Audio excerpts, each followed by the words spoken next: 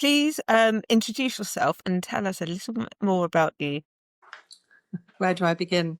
I started up my life in Sheffield, where I grew up, and I went to a direct grant grammar school. And I think I was the first girl in my school to actually go to medical school. But I think the reason wasn't to do with academic achievement, because I didn't do well at school, but because I decided to go as a VSO to Nigeria when I left school. And I'd been head girl, and then I went off and became head of science in a girls' school in eastern Nigeria just before the Biafran War, and came back to London to study medicine at St Thomas's, where St Thomas's had the lowest number of graduates going to psychiatry of any medical school. And in fact, I didn't even do psychiatry as a medical student because I got married during the psychiatry firm. So I went into general practice. And I want to just say that I think doing general practice before psychiatry, even for a year or two, is a really, really good idea. And the reason for that is because I think it helps you to really understand what's possible in the community and how important it is to understand something more about the lives that people live, and indeed people from the different cultures living within our communities, to really be able to provide any assistance to people around their mental health. And I think having that experience first is really, really good. So I trained part-time in psychiatry whilst having small children. And I think that was really, really a good experience. And then I trained in child and adolescent psychiatry and in psychotherapy. And one of the most important things I did was to have a personal analysis during my training. At that time, it was actually quite common for people in training to have their own therapy twice a week or 4 times a week as part of really learning about how your own personal background, personal experiences, personal reactions can influence your understanding of your patients, and to help you to develop strategies for understanding and coping with the things that we're going to face. So I think those two things, general practice and personal psychotherapy, really were an incredibly good grounding for me as a psychiatrist. I then trained in child and family psychiatry. And that's what I had intended to do. But one of my children was not developing quite the way that we might have expected. And I realized quite early on that he was a child with quite a significant learning disability, probably also autistic. And I discovered that within child psychiatry, that nobody seemed to recognize the mental health issues associated with a disability like the one my son was facing. And I became more and more interested in working with children and with families where disability was an issue. And at the time, there was a new appointment, the first professor in the psychiatry of learning disability, mental handicap as it was called then, at St George's Hospital, Joan Bicknell. And I went to see her to talk about how it seemed to me that psychotherapy and the community-based child psychiatry approaches that I was learning, it seemed to me that they were what was needed in learning disability. And I didn't understand why people were living in long-stay hospitals. And so she offered me a job. And I said, I know I was applying for a consultant post in child psychiatry. But I was very keen to continue to be in touch with her. But I didn't get the job in Oxford that I applied for. And she rang me that evening and said, well, let's see if we can rewrite the job description and include some child psychiatry in it. So she persuaded me to go to St George's as senior lecturer in psychiatry of learning disability. And my colleagues all thought I was mad. They were sure I could do better. But I actually thought, and that would be the end of my career. Okay. But you know what? I think doing what really mattered to me, following my own interests, mattered more than following a particular career pathway, in order to achieve something, a higher goal. And so one of the things that I realized was that going into a specialty like that, it was hugely difficult. I had an impossible job description. And if you had any sense, you might say you would reject a job description like that and not take a job like that. But actually, the challenge of it was quite wonderful because I had to make what I could out of an impossible job description. So to begin with, I had 350 inpatients I was responsible for in 2 different hospitals. I was to run a child service, my choice. I was to develop between the 2 services. I was to teach medical students, and I was to develop a research program because this was a new academic department. And you know what? We did all those things. We actually succeeded in eventually. It took years and years and years. Eventually, the hospitals we were involved with closed. We did have very good research program. We developed a new training program for medical students. Every medical student at St George's was trained and examined in clinical finals by somebody with a learning disability.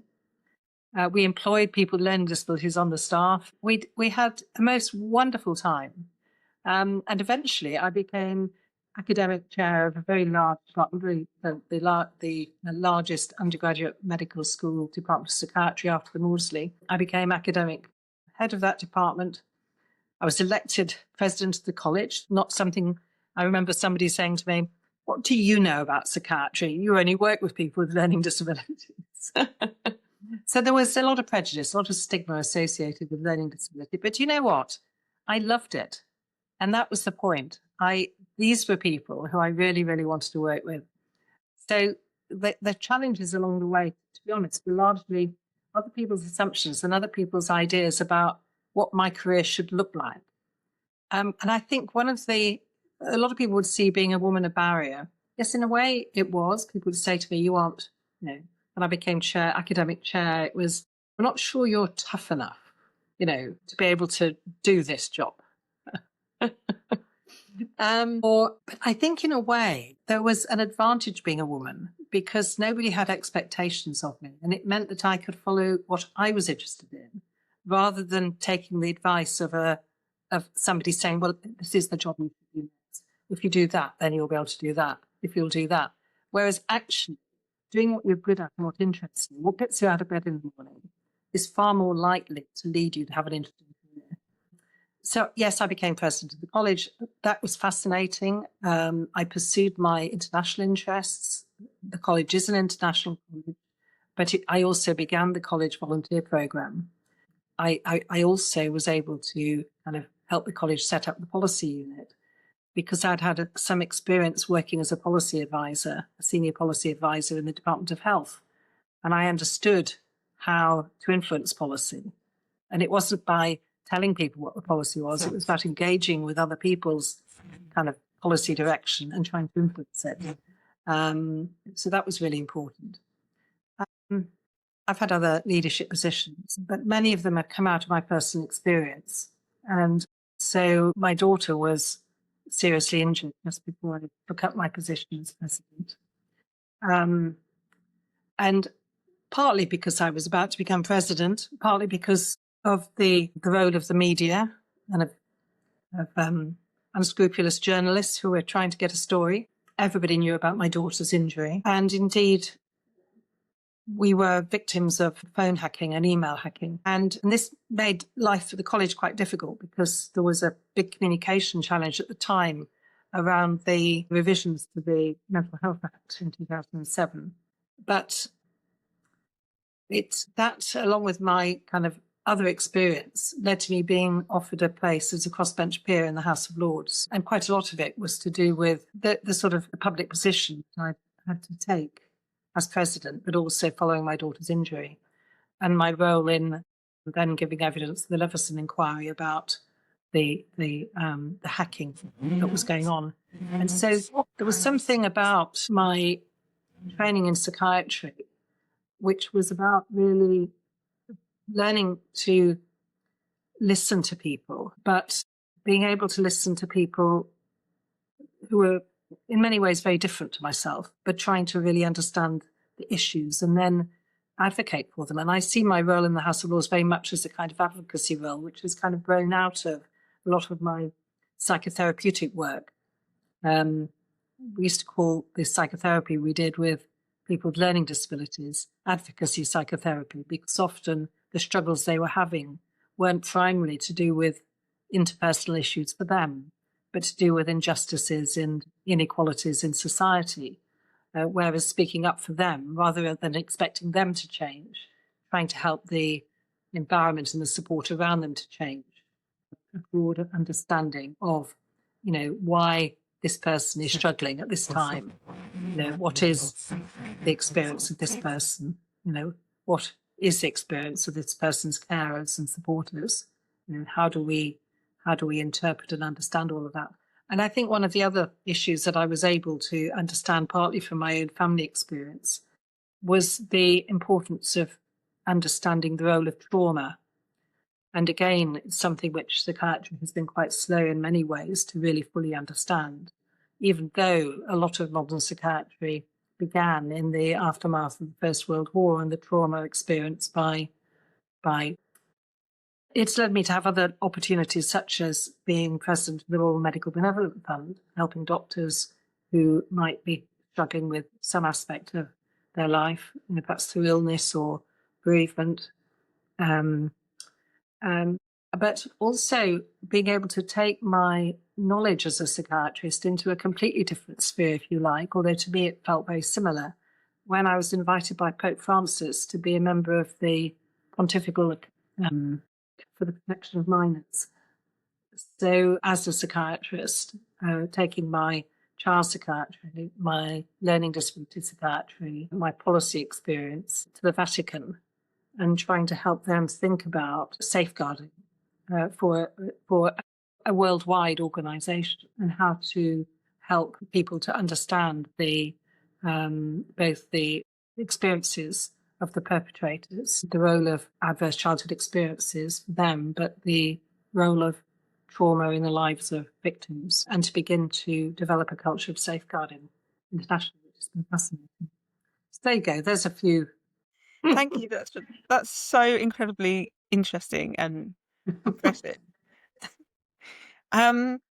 Why have you enjoyed a career in psychiatry? What has been your greatest achievement? Well, to be honest, I think my greatest achievement. Hold on, I'm going to get a prop.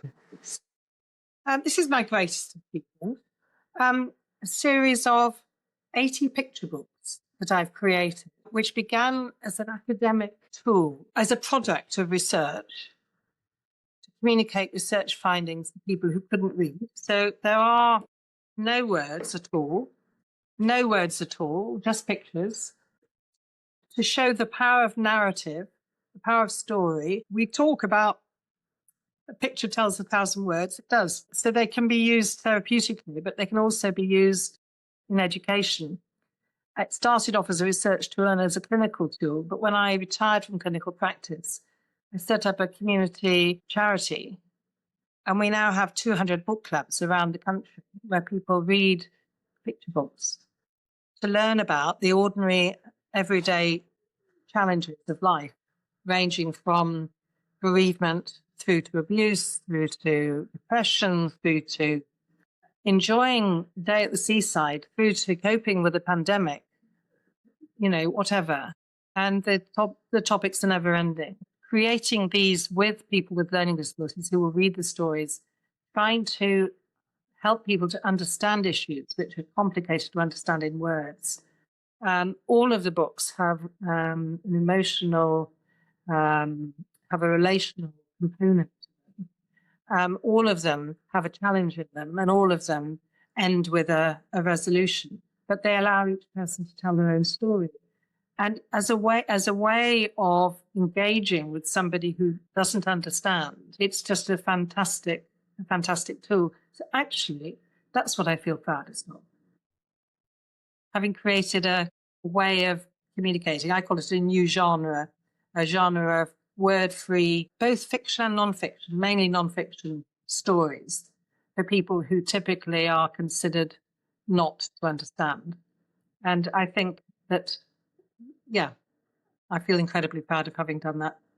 And can you tell us about a barrier that you faced and how you overcame this? I mean, to be honest, I think it's easy to say being a woman was tough. There were attitudes that people had, like being introduced as a part-time married woman with 4 children when I was a registrar. I think being a family carer, having a disabled child. There are times where, family has to come first.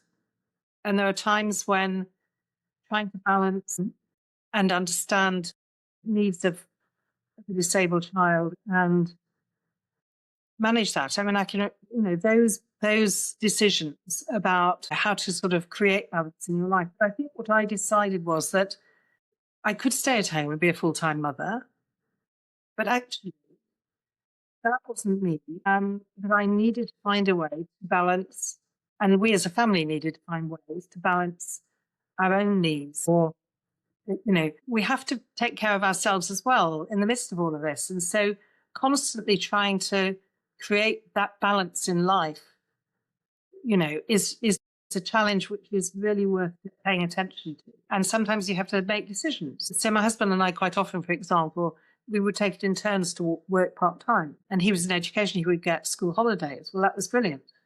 But there were times when, it meant only one of us could go to an end of term school thing because the other one was working. And that was quite hard, but it was to be a woman, to have children, to have a disabled child, to be trying to balance all of those things. It's possible, but you do actually have to be quite honest with yourself about what it is you're trying to do. Absolutely. I think that would be so relatable to so many people out there. Yeah. Thank you for sharing that. What are you still hoping to achieve in your professional life? I'd like to write some more. Well, in the House of Lords, I don't know how much longer I will stay. I think I'll stay as long as I feel that I've got a contribution to. I won't continue going to the House of Lords if I haven't. For example, at the moment, I'm very involved in the terminally ill adults end of life bill. And there is so much that is relevant to mental health. There's so much that comes from my life experience and from my clinical work. And what I realized being there is how important having somebody with, a mental health background, a psychiatry background really is. So although it might seem strange, I actually feel that if I still can intellectually and, manage to make a contribution, then I will continue to do that. And I enjoy that. I enjoy the intellectual stimulation of it. And I enjoy the feeling that I have actually helped contribute and to make a difference. So, for example, 2 years ago, I managed to get the government to accept an amendment which would require that every health and social care professional would have to do mandatory training in learning disability and autism. Now, I've wanted that and been trying to argue that case for 30 years, longer actually, 40 years. And I did it. And now millions of people have actually done the Oliver McGowan mandatory training. And that's called persistence. So I think what do I want to do in my career? I want to continue persisting quietly. Shouting doesn't always get you there, but just quietly persisting to try to help people to understand. And it works in the end, but you just have to be patient. You have to be in it for the long haul. Amazing. Thank you so much. I could speak to you for hours, to be honest. Well, there you go. No, it has been a fascinating career. I know when I started, people said, psychiatry, what do you want to do that for? And if I went to a party, people would ask you what you did. And if you said, I'm a psychiatrist, they would say, oh, I've got a friend. And here we go. And so I would say, oh, I'm a housewife, because you just want to have a night off, right? But actually things have changed. And I know that I've helped to change things. And that's much, much more than I would have done in any other branch of medicine. I think it's been phenomenal. And I think it is phenomenal. I think if we can help people with their mental health, then we are helping them fundamentally with everything in their life. There is no health without mental health. That was something else that I introduced when I was president. The college strapline, no health without mental health. That's true. I really believe that. So psychiatrists are actually at the very heart of a career in medicine. And we need to really be confident that that is actually our role. Not to be shouting about it, but to be quietly confident that what we do really, really matters.